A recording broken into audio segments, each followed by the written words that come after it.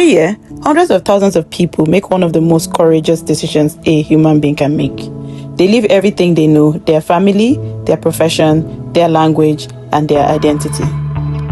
I came to Canada in the summer of 2018 with everything I had. My education, my experience, my drive.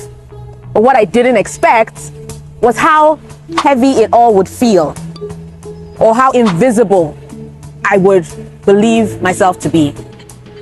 In Canada, April is Stress Awareness Month, and this month, the $100 Canadian Life Show is telling the stories that need to be told.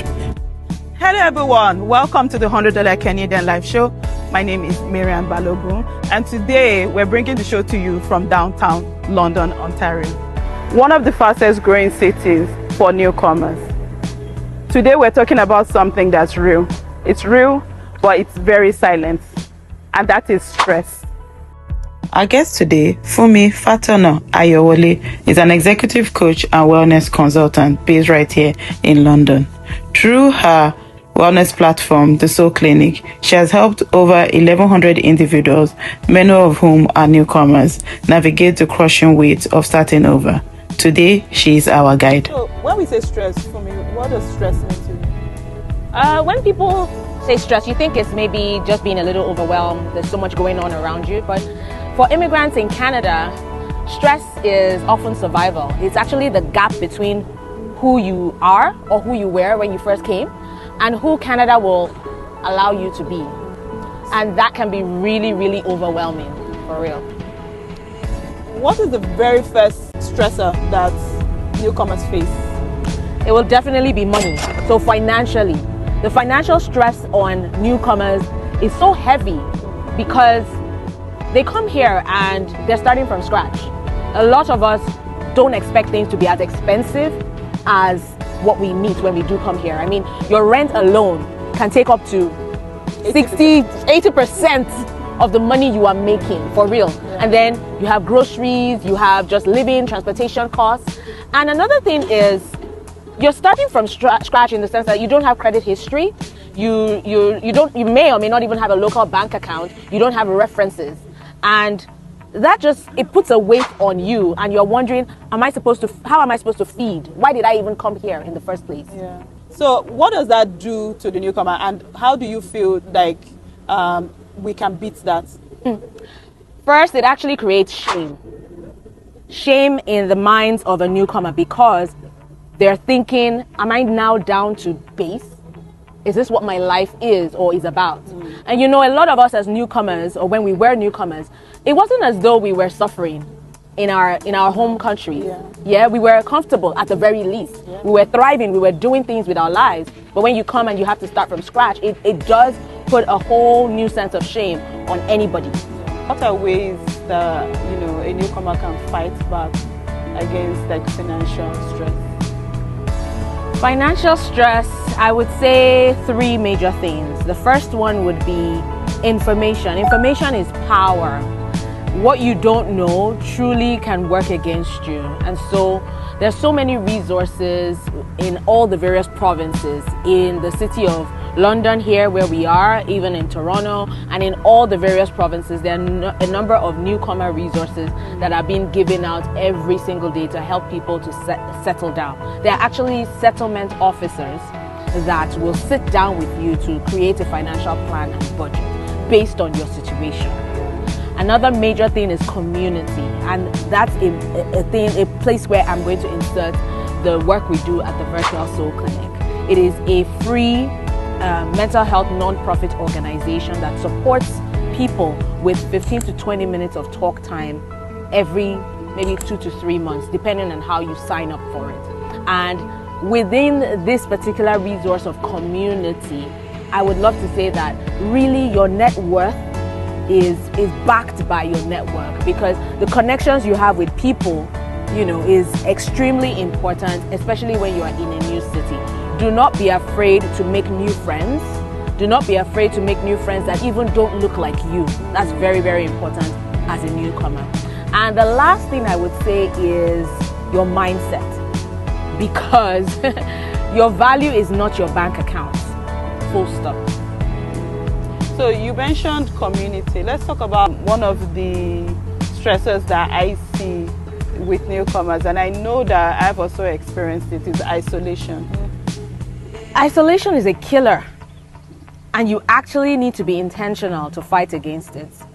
Isolation is really tricky because you can even be in a crowd of people and still feel extremely lonely. And so that intentionality comes with inserting yourself in various community spaces. It could be the association of Ghanaians in so place, or Nigerians in so place, or even just in your church or your mosque, anywhere that is a faith community. You must and you should take advantage of it. You should not sit down at home and say, oh, you know, I don't need to be there. Sometimes you actually need to be there. Sometimes you need to dress up, and even in the cold, wear your jacket and your boots and go out and interact with people and cultivate deeper friendships rather than being socially wide. Be relationally deep. That's what will help you as a newcomer in Canada. And there's been situations where you find that maybe some people feel like they don't get along in those communities. I would say, you know, my suggestion would be that they could also do things like do what they love. So if you love going to the gym, you go to the gym. Exactly. If you love swimming, you just take up a habit. Yeah, you could even try out new sports. We're in Canada where things are a little different from how it was back home. Yeah. So why don't you try your hands at ice skating or hiking or anything that is just interesting? Dance, salsa, taekwondo, martial arts, you know, cycling. There's so many things to try, and it inserts you in the community, and you get to meet new people that also love or have the same interests as you. That's a meeting point. Yeah, so definitely what I hear you saying is definitely don't just keep still. Don't just isolate yourself indoors. Yes. No matter what, even if you feel like the community there don't resonate with you, go out there and do like solo things. Exactly. Explore. Canada is a very big, beautiful country. A beautiful country. You know, go out there, explore, and you know, just make sure that you don't isolate yourself. You got it. With people from different walks of life, some doctors, lawyers, professionals from in different parts of the world that come to Canada to settle. And then they come here and their credentials are not accepted. What do you tell them to encourage them?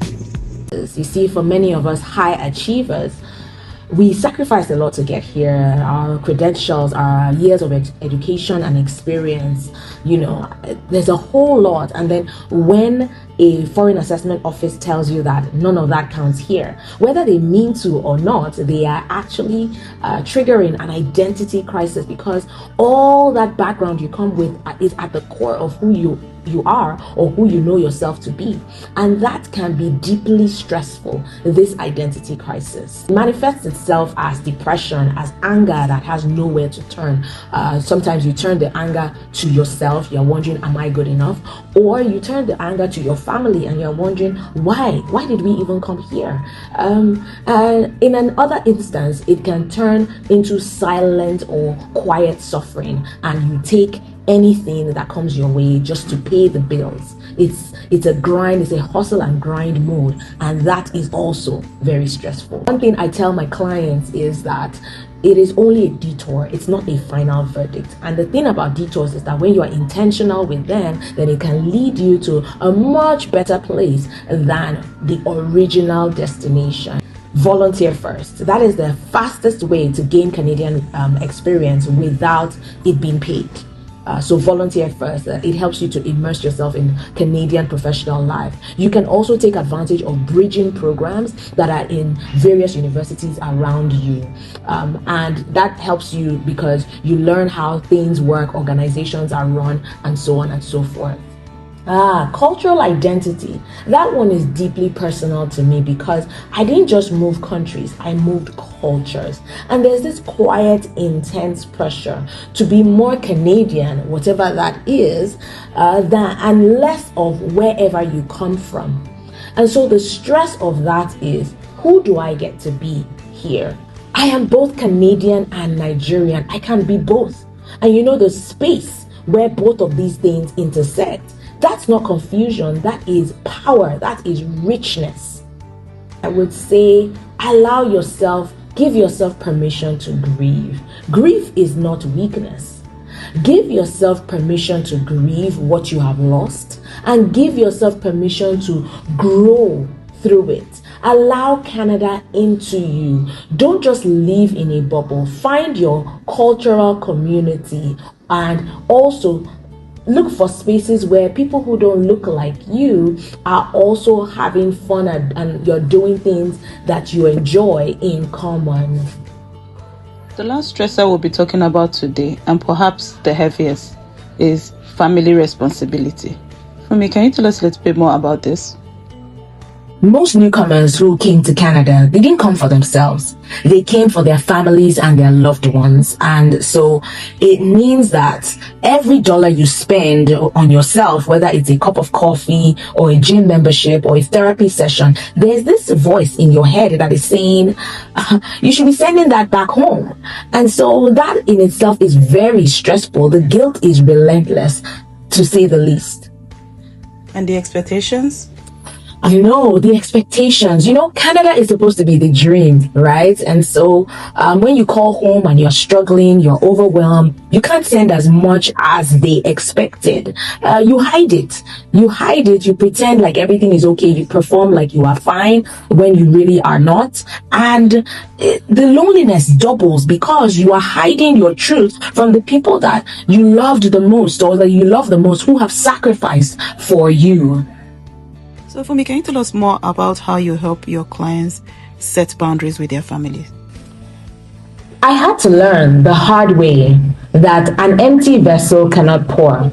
If I burn out trying to carry everyone, then I will carry no one. And that is the most important lesson that we all need to learn.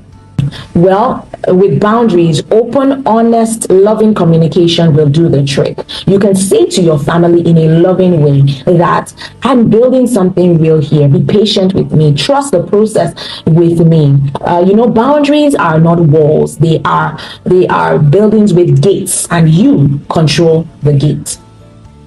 To every newcomer that is watching this, I would say your stress is real, your struggle is real, your strength is real. You made it here, and that is almost already extraordinary. Now let's build something extraordinary together.